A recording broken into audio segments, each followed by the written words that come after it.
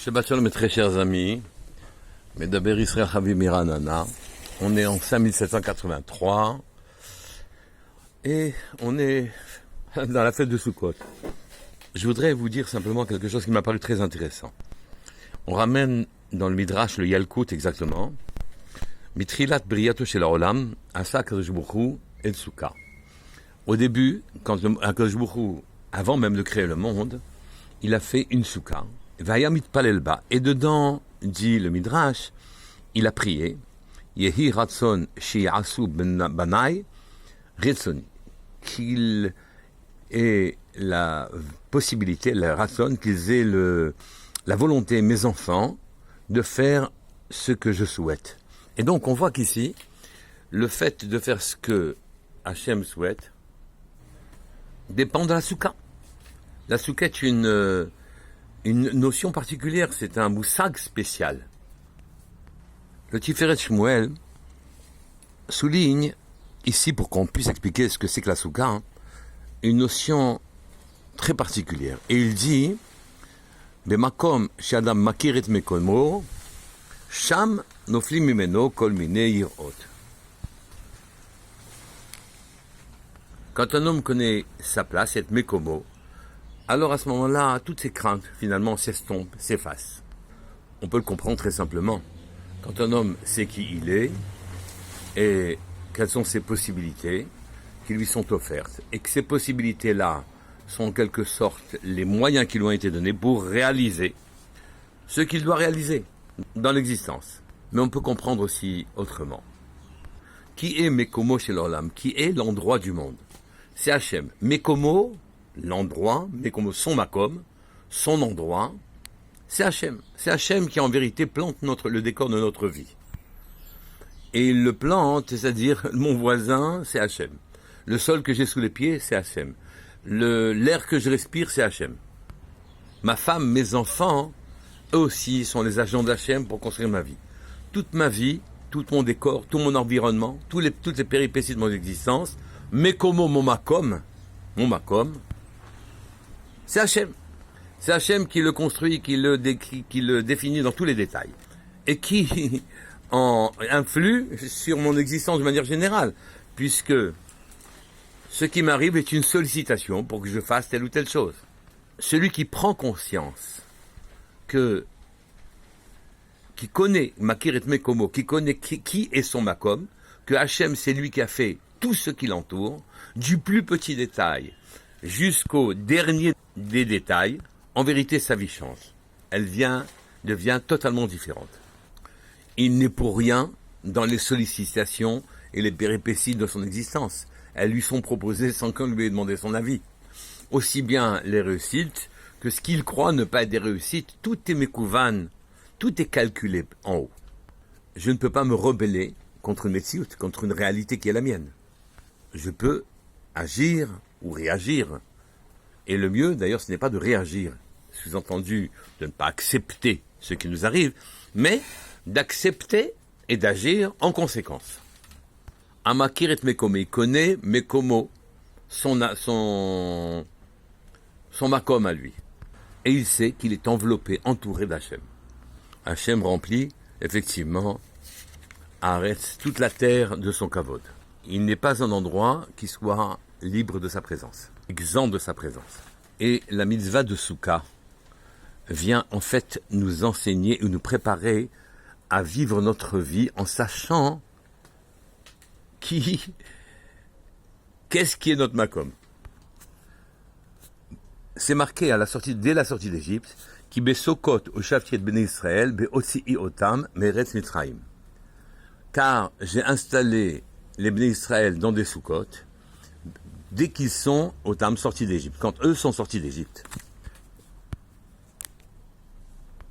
Ils étaient en Égypte influencés par toutes les bontés entre guillemets que leur réservaient les Égyptiens, à telle enseigne qu'il valait pour eux mieux être esclaves en Égypte que princes ailleurs.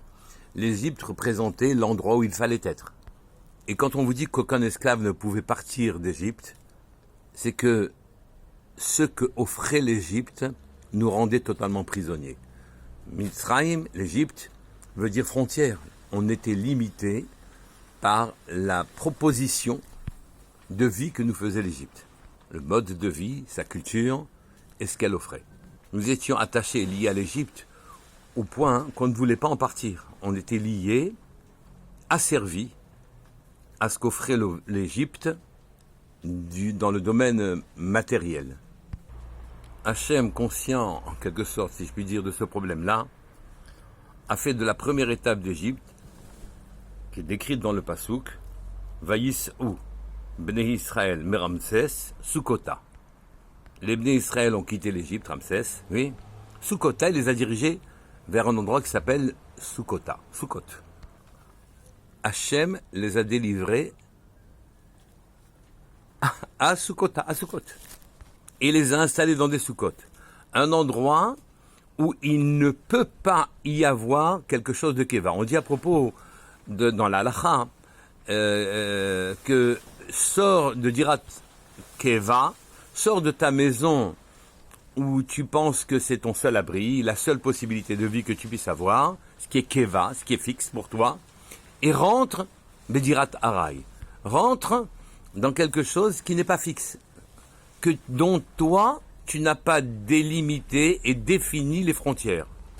Ouvre-toi, sors de ta dira, ta construction, pas seulement matérielle, pas seulement physique, mais ta construction mentale, dans laquelle tu as acquis ta sécurité, une réflexion sur laquelle tu peux t'appuyer et appuyer ton existence.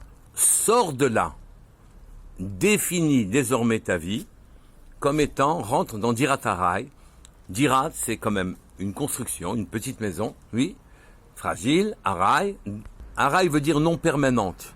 Tu ne peux pas maîtriser la permanence, donner une permanence à l'événement ou à la péripétie. La permanence t'échappe. Tu ne peux pas mettre ta sécurité comme si tu voulais maîtriser l'événement.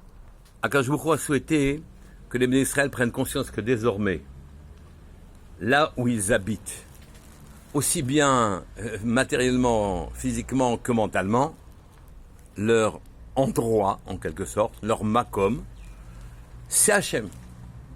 C'est Hachem qui définit tout.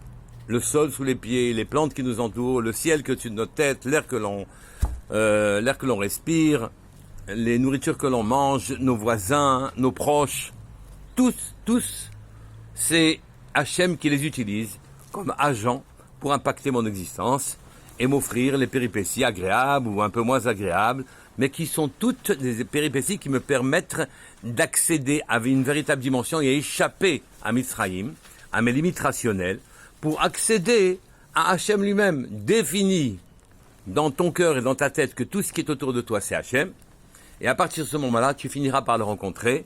C'est le but de la soukha, et c'est la raison pour laquelle Akadosh Baruch Hu a mis la soukha avant même la création du monde, selon le Yalkut, et il a dit, là, à ce moment-là, ils vont me rejoindre, et ils vont faire mon ratson, ils vont faire à ce moment-là, Nebé Israël, ma volonté.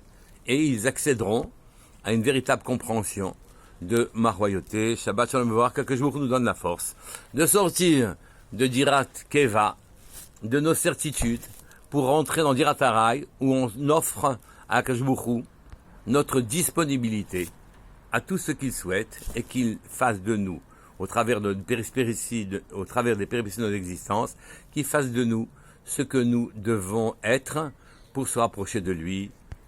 Shabbat Shalom Mevorach, Kol Tov.